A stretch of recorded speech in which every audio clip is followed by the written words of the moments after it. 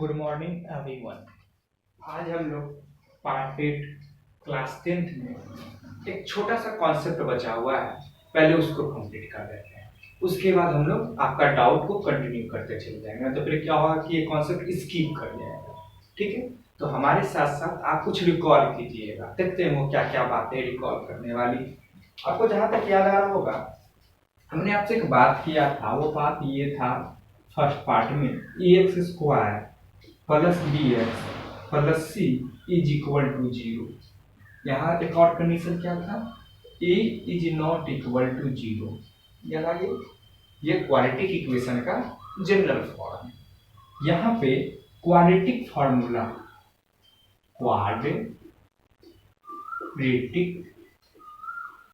Formula क्या बना था हमारे पास, x is equal to minus b plus minus root under b square minus 4ac/2। ये भी आपको याद आ गया होगा। अब यहाँ पर एक बात बताए थे कि डिस्क्रिमिनेंट, इसको हम लोग डी से इंडिकेट करते हैं और ये होता है बी स्क्वायर माइनस 4ac। इसे क्वाड्रेटिक फॉर्मूला कहते हैं। ये श्रीधराचार्य मेथड को अप्लाई करके इसे निकाला गया था, ये भी हमारा क्लियर है। अच्छा, यहाँ तक तो आ गए। अब इसमें कुछ आगे की बात करने जा रहे हैं, लेकिन उससे पहले आपसे कुछ बात पूछते हैं, देखते हैं आप बता पाते हो। देखिए, अगर हम आपसे पूछे रूट 16 क्या होगा, अब sir root 16 is very easy. हम बोलेंगे कितना आंसर होगा रूट 16 का, तो आप कहोगे सर इसका आंसर होगा +4। ठीक, अगर हम रूट 17 कहेंगे तो कहिएगा सर ये एज इट इज रह जाएगा। हम बोलेंगे ऐसा क्यों होगा, तो आप कहोगे सर रूट 17 जो है उसमें 17 परफेक्ट स्क्वायर नहीं है, दैट्स व्हाई ये बाहर नहीं आ सकता है। लेकिन अगर हम आपसे पूछ दे माइनस रूट 16, तो बहुत बच्चे जिनके पास ये नॉलेज नहीं होगा वो कहेंगे सर अगर प्लस रूट 16 का मतलब रूट के अंदर प्लस 16 था तो वैल्यू +4, तो रूट के अंदर माइनस 16 तो वैल्यू -4। नहीं, ये नहीं होता। एक्चुअली में क्या होता है कि निगेटिव नंबर का जो स्क्वायर रूट होता है वह मेरा इमेजिनरी नंबर होता है। ठीक है, अब हम लोग बात करते हैं। हमारा जो आज का टॉपिक है इसको क्या कहते हैं, नो रियल रूट कहते हैं। नो रियल वैल्यू लिखिए, रूट तो हम लोग इक्वेशन में करेंगे, नो रियल वैल्यू। चलिए अब हम लोग बात करते हैं जिसके लिए हम लोग यहाँ पे आए हैं इस टॉपिक के लिए। हमारा आज का टॉपिक है nature of roots. Nature of roots. पहले इस बात को समझते हैं कि नेचर ऑफ रूट्स कहने का मतलब क्या होता है। इसको हम क्या होते हैं फैमिलियर एग्जांपल से इस पर बात करते हैं। हम आपसे पूछेंगे क्या, हैव यू सीन द ताज और द ताजमहल? कहेगा हाँ सर हम जाकर देखे। बहुत सारे बच्चे होंगे ताजमहल को रियली आगरा में जाकर देखे होंगे। ठीक है, वही शाहजहां मुमताज की स्टोरी। ठीक है, अच्छा कोई बात नहीं, आगे बढ़ते। आप लोग में से बहुत सारे ऐसे बच्चे होंगे जो कहेंगे कि नहीं सर हमने ताजमहल को रियली में तो नहीं देखा, लेकिन हमें पता है कि ताजमहल आगरा में है, उसको मुगल बादशाह शाहजहां ने बनवाया था, इतने साल में बना था, ऐसा बना था, क्यों बना था, वगैरह वगैरह वगैरह। ये तो आपको समझ में आ गया स्टोरी। ठीक है, अब जो बच्चा ताजमहल कभी रियली में जाकर देखा नहीं, वह भी ताजमहल के बारे में एग्जैक्ट इंफॉर्मेशन दे रहा है, मतलब वह इंफॉर्मेशन कहीं और से किसी टेक्निक से वो पता किया होगा। कोई गया, जाकर देखा, तब बताया, तब तो वो उसका रियल वर्क है। और कोई कभी वहां गया ही नहीं और उसने क्या किया, किसी और के द्वारा बताई गई बात या बुक में पढ़ी गई बात को हमारे सामने बता दिया कि हाँ सर हम जानते हैं इतने ईस्वी में शाहजहां ने मुमताज से वादा किया, ताजमहल बनवाया, वगैरह वगैरह। तो अभी हम लोग कुछ वैसा ही स्टोरी करेंगे ताजमहल। जैसे अगर हमारे पास कोई क्वाड्रेटिक इक्वेशन दिया हुआ है, ठीक है, और हम कहेंगे आप इसका सॉल्यूशन करो, आप क्या करोगे, सेपरेट क्वाड्रेटिक फार्मूला लगा सकते हो, फैक्टराइजेशन कर सकते हो, या फिर कंप्लीट कर सकते हो स्क्वायर। 3 तरीके आपके पास हैं और उसको सॉल्व करके आप हमें x का वैल्यू बता दोगे। x का वैल्यू को हम रूट से जीरो करते हैं, ठीक है। अब जो आपका वैल्यू आएगा, देखिएगा कि सर क्वाड्रेटिक इक्वेशन में x का 2 वैल्यू आया, दोनों बराबर नहीं आया, इक्वल नहीं आया, तो आप कहोगे सर इस क्वेश्चन का जो x का वैल्यू है वो अनइक्वल है। मतलब x का 2 वैल्यू होता है और दोनों क्या है, अनइक्वल। आप सॉल्व करके बताओगे। अच्छा, उसके बाद क्या बताओगे, सर जो आंसर आया है ना वो जो मेरा रियल नंबर है, मतलब ये जो रूट वाला केस है, रूट के अंदर नेगेटिव का केस नहीं आया, ये आप कब बताओगे, जब आप उस क्वाड्रेटिक इक्वेशन को सॉल्व करोगे। और हम लोग अभी क्या करने जा रहे हैं कि क्वाड्रेटिक इक्वेशन को सॉल्व ही नहीं करेंगे, क्वेश्चन देखेंगे और कह देंगे कि इक्वल अनइक्वल में क्या आने वाला है। इक्वल मतलब कि दोनों x का वैल्यू सेम आने वाला है या दोनों x का वैल्यू डिफरेंट आने वाला है, डायरेक्ट बता देंगे। दूसरी बात, रियल नंबर आएगा या इमेजिनरी नंबर आएगा, मतलब रियल रूट्स होगा या नॉन रियल रूट्स होगा, ये बता दें। ये कहने का मतलब यह हुआ कि हमने इक्वेशन सॉल्व किया ही नहीं, मतलब ताजमहल को देखा ही नहीं, फिर भी हम लोग जिस तरह से ताजमहल के बारे में एग्जैक्ट इंफॉर्मेशन दे रहे थे, उसी तरह से क्वाड्रेटिक इक्वेशन के बारे में एग्जैक्ट, क्वाड्रेटिक इक्वेशन के सॉल्यूशन के बारे में, मतलब उसके रूट्स के बारे में एग्जैक्ट इंफॉर्मेशन दे देंगे। किस रिस्पेक्ट में, 2 रिस्पेक्ट में। आप लोग के दिमाग में आया सर इतनी चीज हम जब बता सकते हैं तो क्या x का वैल्यू नहीं बता देंगे? नहीं, हम लोग x कैसा आएगा, इक्वल आएगा या अनइक्वल आएगा, इन दोनों में से एक बात बता देंगे। रियल आएगा कि नॉन रियल आएगा, इन दोनों में से एक बात बता देंगे, ठीक है। चलिए हम लोग इस पर बात करते हैं। नेचर ऑफ रूट्स में सारा इंपॉर्टेंट रोल जो प्लेस करता है वह डी करता है, ठीक है सर। कैसे, देखिए याद कीजिए क्वाड्रेटिक फार्मूला हमारे पास कुछ ऐसा था ना, क्वाड्रेटिक फार्मूला कुछ ऐसा था, याद आया। अब देखिए b तो मेरा रियल नंबर है, क्वाड्रेटिक फार्मूला, क्वाड्रेटिक इक्वेशन का जनरल फॉर्म से a b c ये तीनों रियल नंबर है मेरा, तो ये रियल नंबर है, ये रियल नंबर है, इतना दूर में तो कोई प्रॉब्लम है ही नहीं। यहां पर जो प्रॉब्लम क्रिएट हो सकता है वो कहां पे क्रिएट हो सकता है, ये जो रूट के अंदर नंबर है या फिर जो वैल्यू है उसी में प्रॉब्लम क्रिएट हो सकता है। इसी वजह से इसका स्पेशल नाम क्या कर दिया गया, डी कर दिया गया। अब देखिए तो डी का जो वैल्यू है वो कोफिशिएंट ऑफ एक्स स्क्वायर पे भी डिपेंड कर रहा है, कोफिशिएंट ऑफ एक्स पे भी डिपेंड कर रहा है और कांस्टेंट टर्म पे भी डिपेंड कर रहा है, क्योंकि डी के फॉर्मूला में ए भी है, ए का मतलब क्या, कोफिशिएंट ऑफ एक्स स्क्वायर।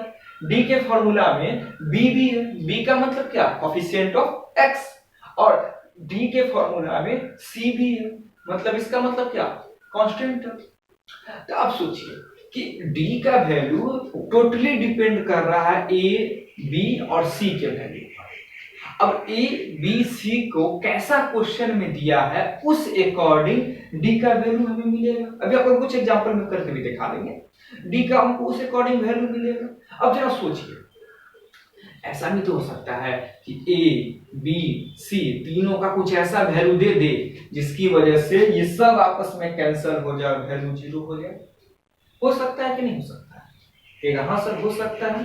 तो केस नंबर 1, यहाँ पे इस इंपॉर्टेंट बात इसको नोट कर लीजिएगा। केस 1, जब when d is equal to 0। अभी d 0 कैसे आया है, ये सब्जेक्ट मैटर है value of a b and c का, वो क्वेश्चन में देखने के बाद पता चल जाएगा।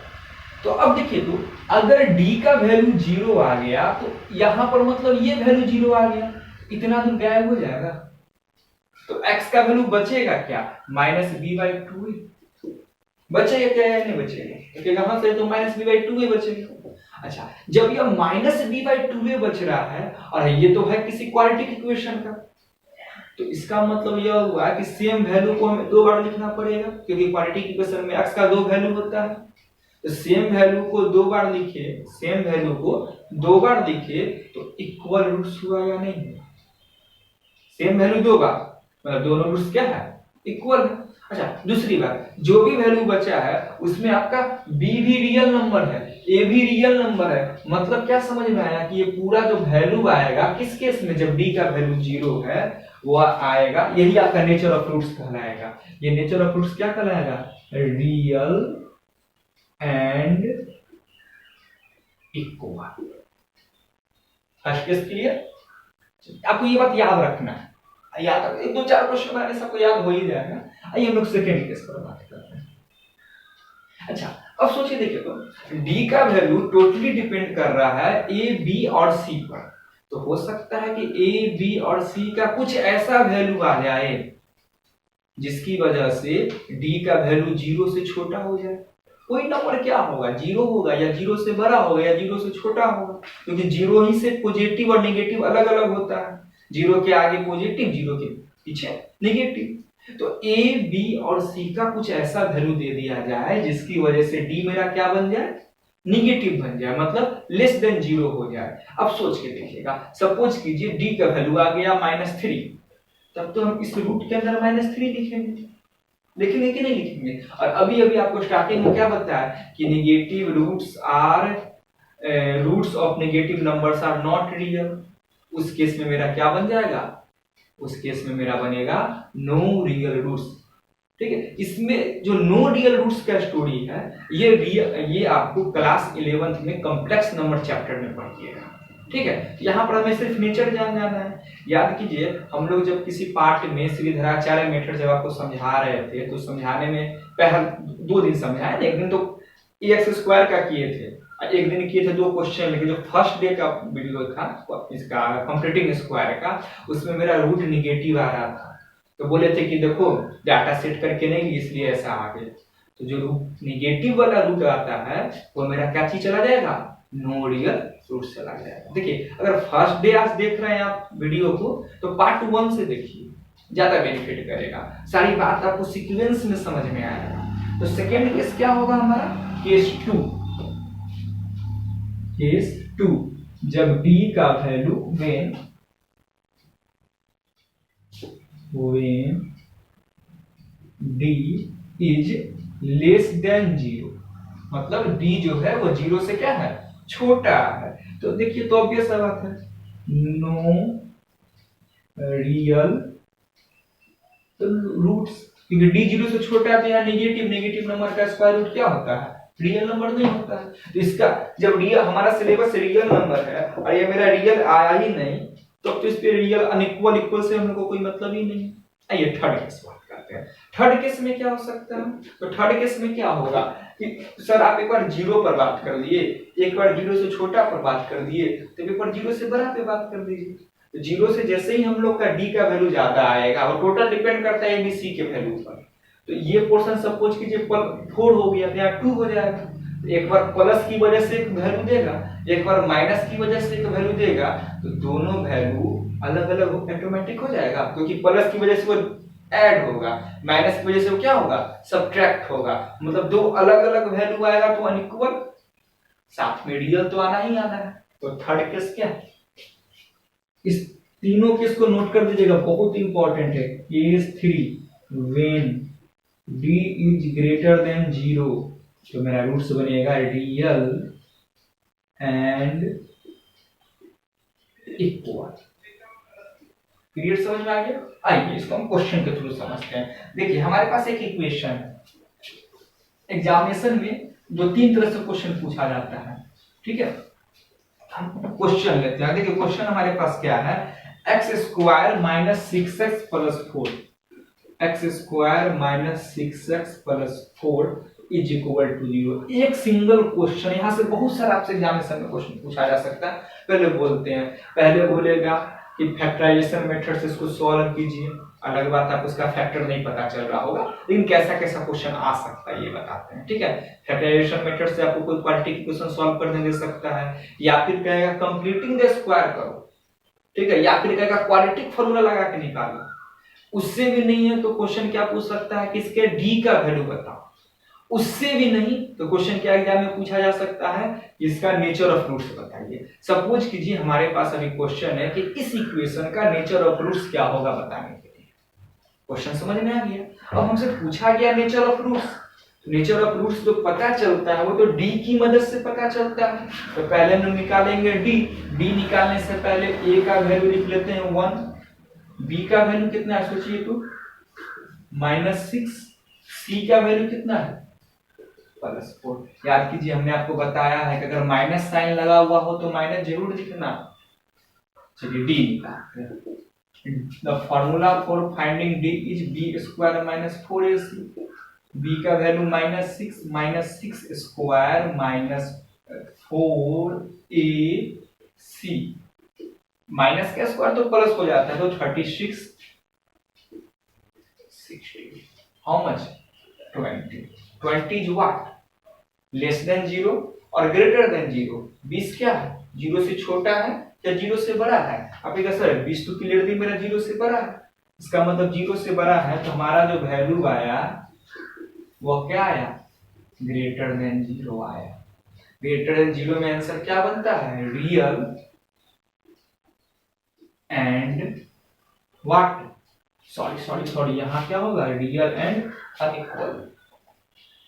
ये किस का किसका है रियल एंड अनइक्वल का है। हमें देखिए बहुत बड़ा मिस्टेक हो जाता है, ठीक है। तो ये मेरा आंसर क्या बनेगा रियल एंड अनइक्वल, ठीक है। अच्छा एक बात बता, ये मेरा सॉल्यूशन है क्योंकि हमने क्वेश्चन में नेचर ऑफ रूट्स पूछा था आपसे, तो ये तो मेरा सॉल्यूशन हो गया।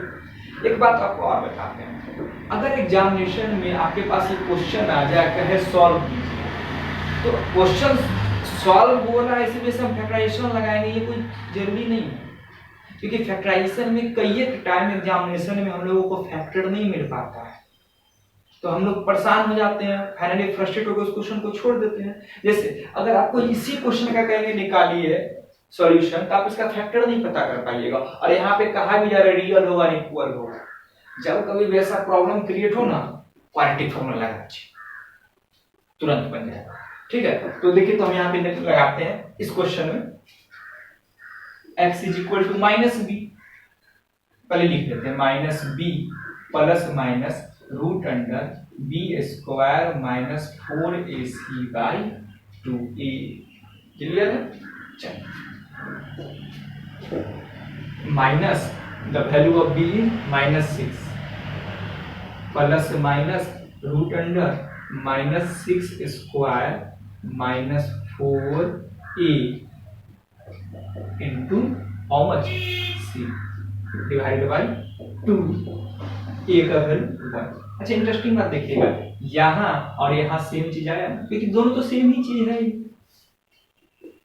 माइनस माइनस +6 प्लस माइनस पूरा कैलकुलेट करके हम 20 निकाले हुए हैं डिवाइडेड बाय 2, 26/2।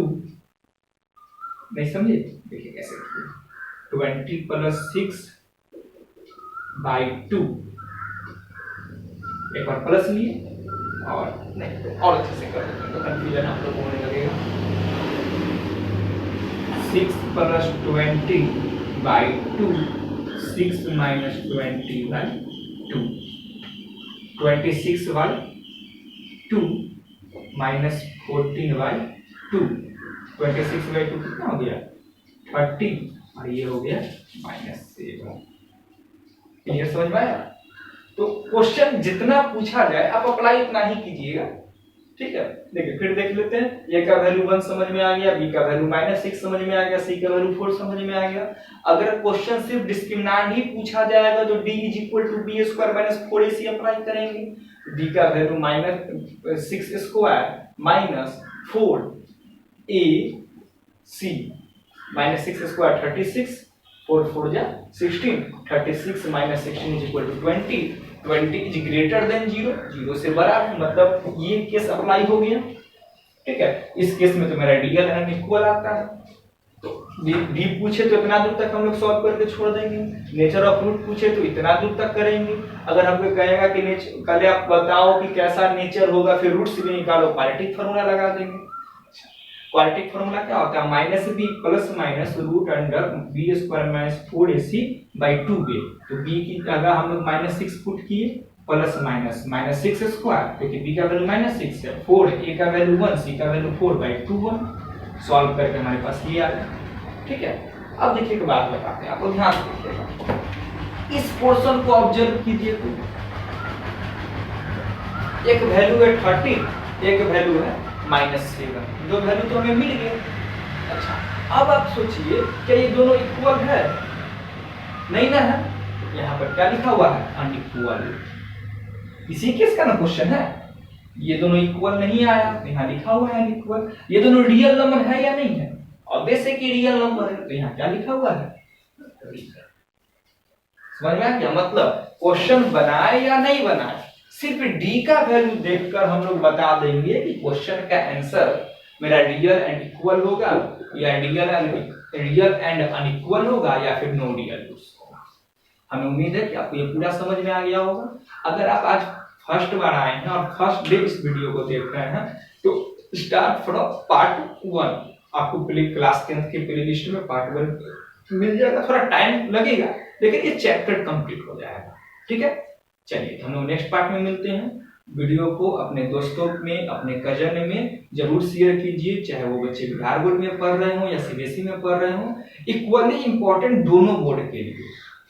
ठीक है, क्यों ऐसा है? क्योंकि सब जगह का सिलेबस सेम है, सिर्फ पैटर्न ऑफ क्वेश्चन अलग होता है। तभी तब कुछ चैप्टर पढ़ रहे हैं, एग्जामिनेशन में कैसे क्वेश्चन होता है वो तो हम बताएंगे जब एग्जामिनेशन टाइम आएगा। उससे पहले पहले चैप्टर पढ़ तो लिए अच्छे से।